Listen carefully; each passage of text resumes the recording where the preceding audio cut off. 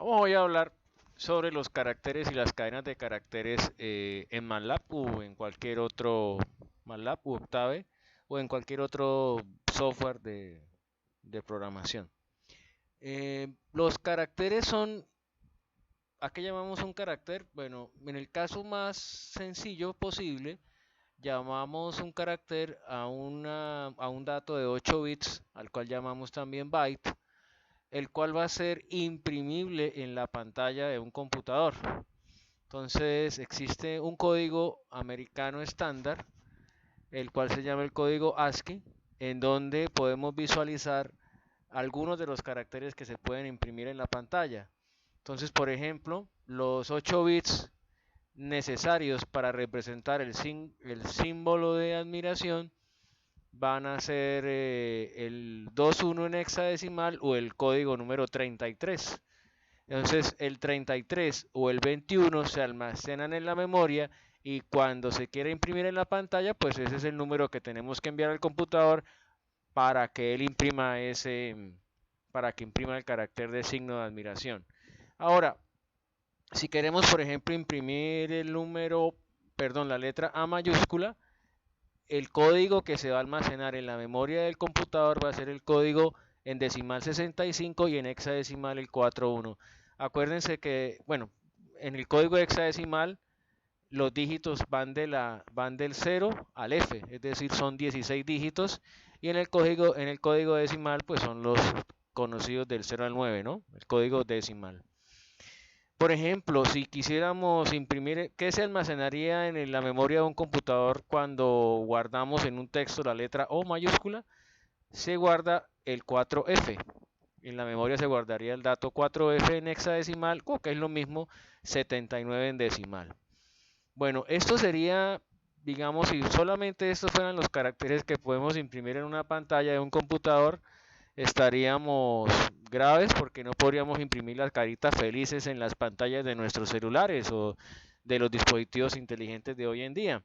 Para eso se ha inventado, hace en el año 93, 94, se empezaban a desarrollar otros códigos, como por ejemplo el UTF-8, el cual incluye caracteres de diferentes alfabetos, no solo el latino.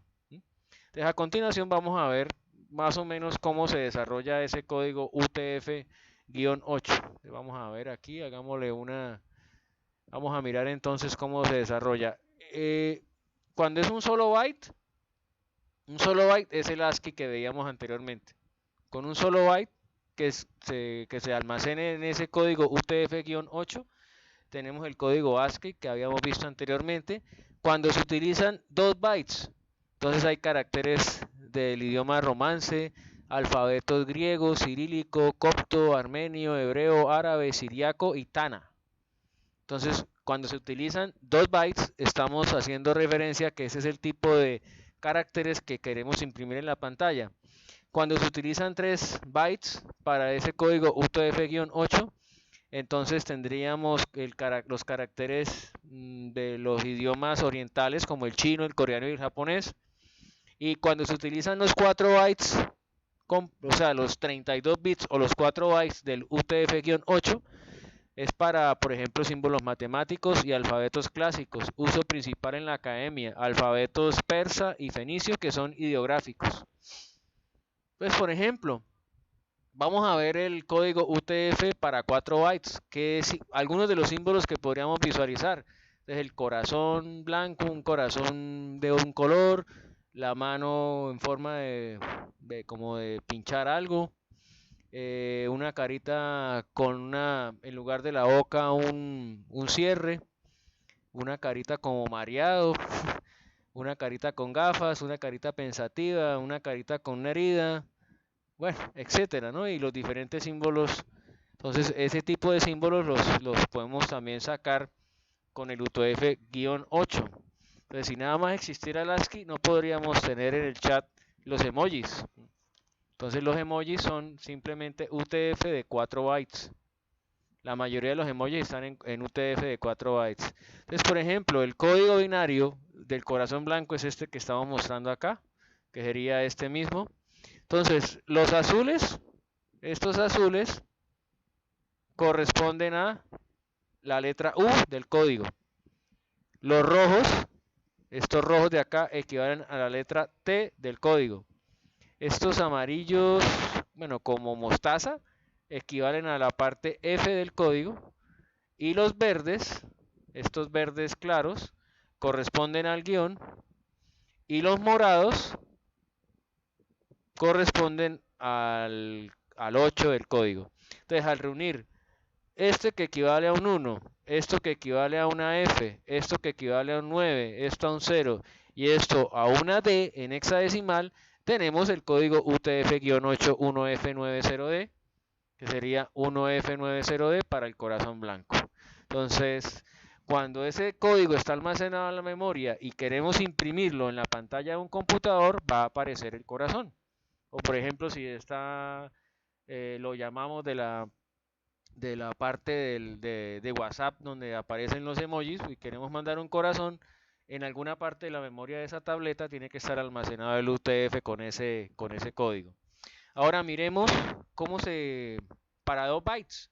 Entonces, para 2 bytes, en 2 bytes está el alfabeto griego. Cuando utilizamos 2 bytes, es decir, 16 bits en el código UTF-8, aparecen las letras del alfabeto griego. Por ejemplo, la letra alfa.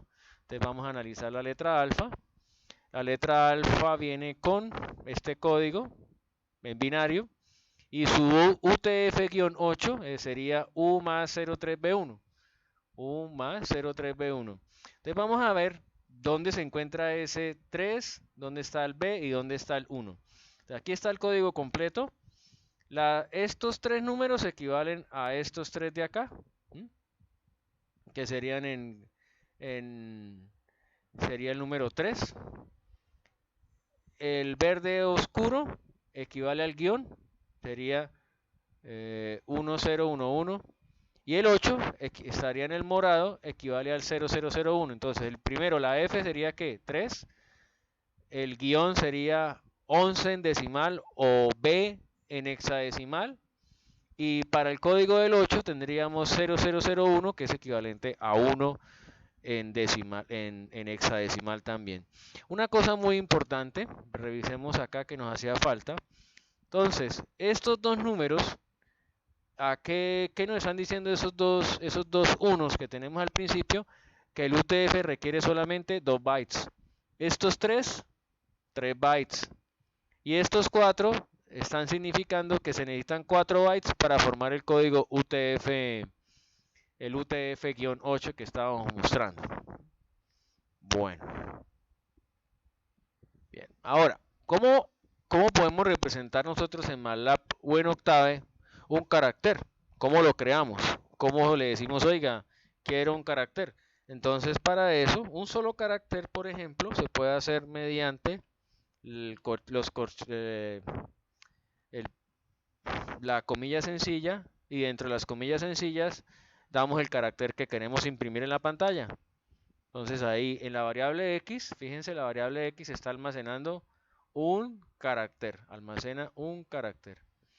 Si queremos una cadena de caracteres, es decir, varios caracteres uno detrás de otro, pues por ejemplo y, igual, puede ser con comilla sencilla y le escribimos por ejemplo José de Jesús. Le doy enter. Entonces y también ya no es un sólido carácter, sino una cadena de caracteres con 13 caracteres. Entonces, ¿cómo sabemos que tiene 13 caracteres? Pues como este igual va a ser un vector fila, podemos decir, vamos a hallar su longitud. Ahí la longitud de y es 13. Entonces, por eso es una fila con 13 columnas. Entonces, vamos a ver 1, 2, 3, 4, 5, 6, 7, 8, 9, 10, 11, 12, 13. El espacio en blanco también es un carácter. ¿Cómo no? Si quisiéramos, por ejemplo, construir una matriz con varias cadenas de caracteres, ¿lo podemos hacer de la manera tradicional? Sí, se puede de la manera tradicional. Vamos a mirar cómo sería de la forma tradicional. Entonces, por ejemplo, Z va a ser igual. Y también podemos usar, por ejemplo, las comillas dobles. Puede ser comilla sencilla, no hay inconveniente. Y por ejemplo, José, punto y coma, Ronaldo,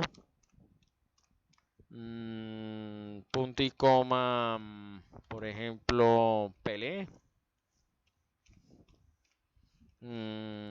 punto y coma, Rodríguez, por ejemplo, y le damos punto y coma. Entonces miremos, fíjense en la Z. Es una matriz de caracteres, ¿correcto? De cuántas filas? Pues depende del número de cadenas de caracteres que hayamos puesto. Entonces, de 1, 2, 3 y 4. Vamos a mirar qué es lo que guarda. ¿Ves? Si se fijan, una fila, segunda fila, tercera fila, cuarta fila. Pero ¿por qué 9? ¿Por qué no 4? ¿O por qué no estas 7? ¿O por qué no estas 4? Pero ¿y por qué escoge 9? Pues simplemente él está escogiendo como número para las columnas aquella cadena de caracteres que tenga la mayor cantidad de caracteres. En este caso es Rodríguez, que tiene 9 caracteres. Y a las otras pues simplemente las acomoda. Por ejemplo, a Pelé le está agregando, para completar los 9 le estaría agregando 5 caracteres en blanco. A Ronaldo le está agregando 2 caracteres en blanco y a José le está agregando 5 caracteres en blanco. Entonces eso es un desperdicio de espacio en memoria. Tal vez no es muy eficiente. Y en lugar de eso lo que se estila es crear una celda. Y una celda se crea mediante las llaves en MATLAB. Entonces vamos a crear una celda. Entonces abrimos las llaves y escribimos cada uno de las cadenas de caracteres. Entonces, por ejemplo, punto y coma, Jesús, punto y coma, Falcao, y por ejemplo, punto y coma, Sebastián, por ejemplo, punto y coma. Fíjense el tipo de dato que se genera en la memoria del computador. Es un tipo de dato celda. ¿De cuántas filas? De 4, porque tenemos 4 cadenas de caracteres por una sola columna. Entonces, eso ya indica un tipo de dato diferente. Miremos entonces cuál es el contenido de Z. Entonces, en la fila 1, columna 1, tenemos a José. En la fila 2, columna 1, tenemos a Jesús. En la fila 3, columna 1, tenemos a Falcao. En la fila 4, columna 1, tenemos a Sebastián. Si quisiéramos llamar a una de esas elementos que conforman a la celda, podríamos hacerlo de la manera tradicional, indexando, por ejemplo, Z3. Y ahí está, Falcao. Si yo quisiera, por ejemplo, eh, borrar un número, perdón, no, borrar no, digamos, acceder al elemento 4 de Z, entonces Z4, y me entrega el nombre Sebastián. Bien, vámonos ahora a mirar otra cuestión práctica de las cadenas de caracteres. Ya leen, ya, esto ya. Y yo creo que ya por ahora es suficiente. Gracias.